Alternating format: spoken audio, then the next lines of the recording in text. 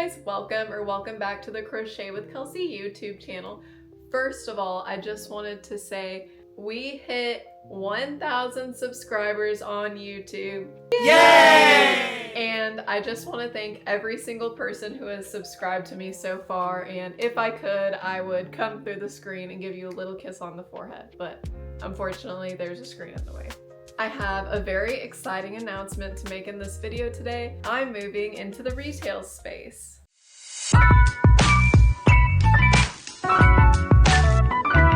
So yes, I am officially moving into the retail space on March 1st.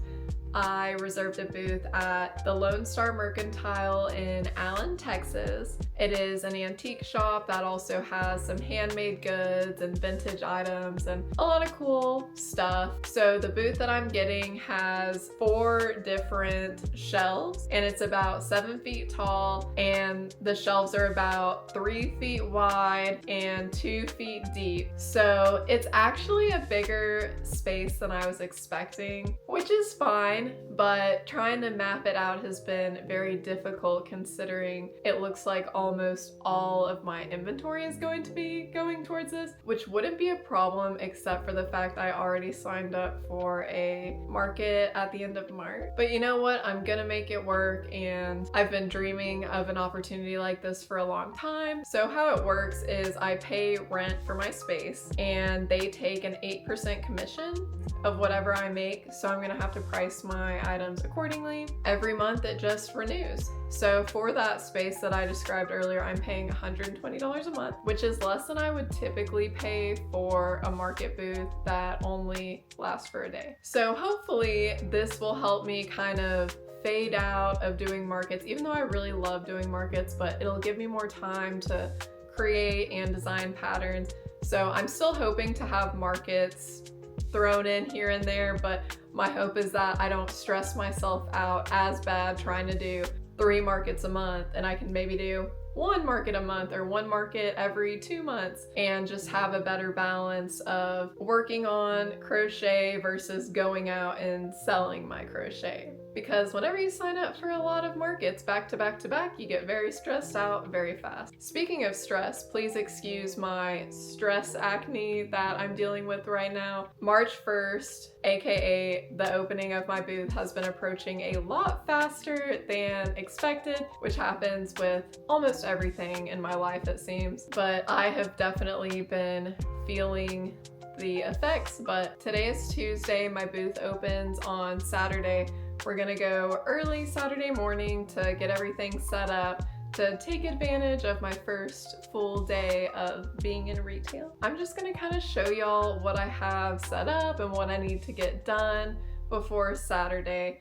And yes, I already know that I'm gonna have to take a day of PTO to get everything prepared because, like I said, it approached a lot faster than expected.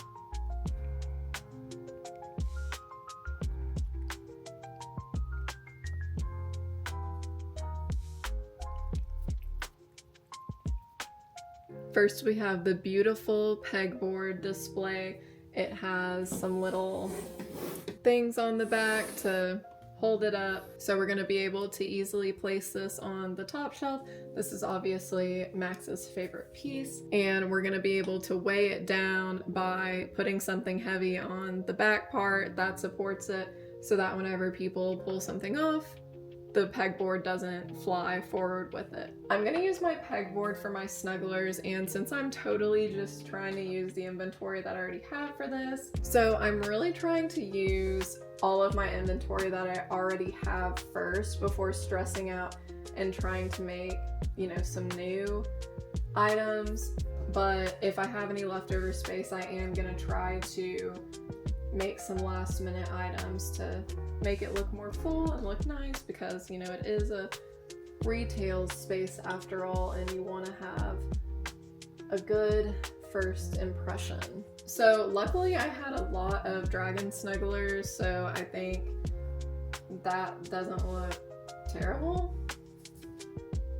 So we have a few dragons. I don't know what I'm going to put over there yet.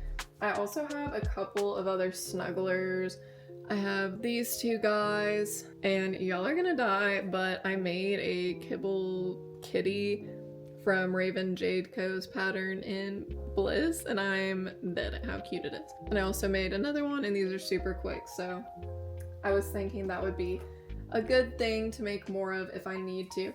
Ideally, I want to make another dragon so that the top row is all dragons, but we'll just see if time allows that.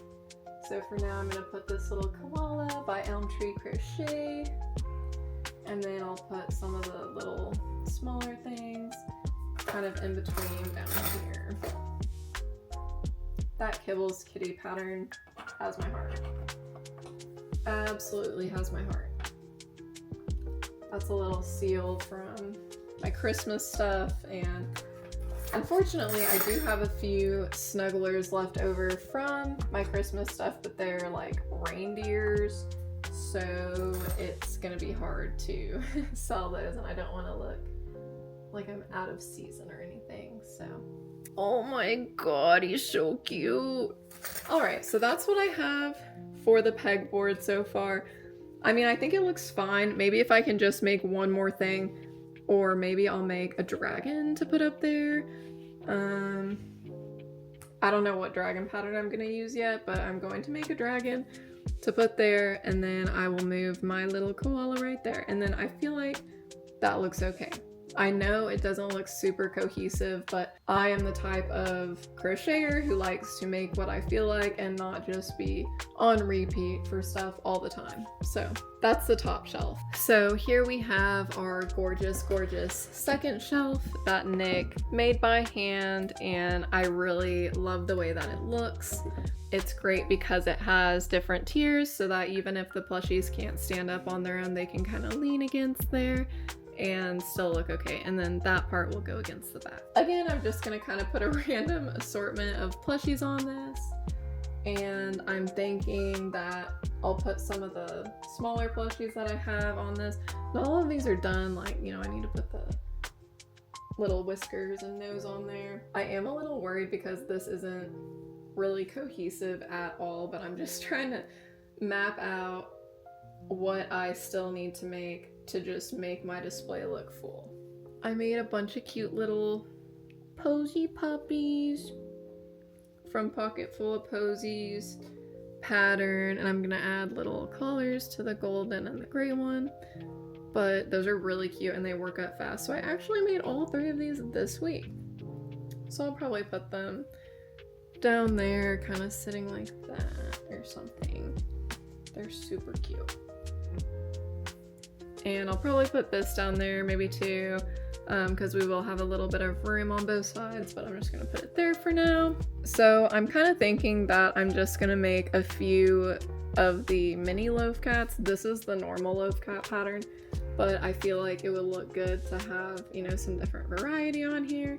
I'm also working on a pattern test later this week that I'm hoping to get done before I take all this up on Saturday, but it's for like a forest pack. So there's a snail, a frog, a hedgehog, and something else that I can't remember right now, but I think those would be good to kind of just have in the little front areas, like some smaller items. And that's the same creator that makes the Posy the puppy pattern.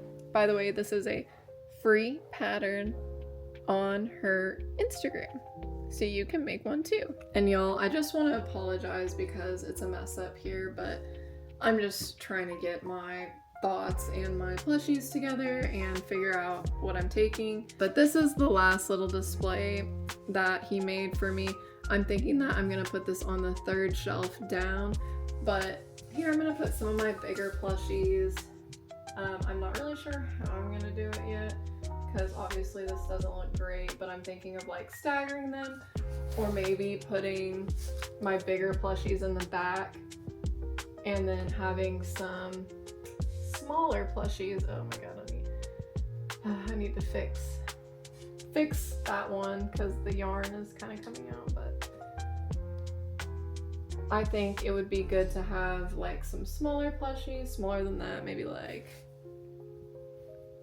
this size, kind of just in front, and then back here you can put some more of the standing plushies. So yeah, I haven't really figured this one out yet, but I just want to make sure I have plenty of stuff to show off. But also, since this is going to be at a lower level, like definitely below eye level, I don't think it would be bad to have it like this because you're going to be kind of looking over them, so you'll be able to see what's in the back. So that's kind of what I got, rocking for that. I'm so grateful for Nick. He did an absolutely incredible job making all of these things, and I'm super excited to put them to use. And the last shelf, which will probably be on the bottom, I'm just going to do something like this. So I'm probably just gonna do a random little display, and I have another box like that, so I'll probably just put the two boxes side by side, and I don't know, hope for the best. I also had to buy a brand new laser printer because I guess the price tags that we have to print out have to be printed by a laser printer, and I only had an inkjet printer, so that was a pretty little investment that I still need to set up. I also got this little desk that I'm gonna kind of make a little office space with, and I'm going to get a little table to put the printer right there. And Max is kind of angry because this is like his food bowl area, but he's gonna have to get used to it. I also got one of those fancy schmancy crisscross chairs for my little workspace that I'm super excited to set up. Fingers crossed that Nick will set it up for me, but I just needed an office space, so I'm like, now's a great time to do it since I got the printer.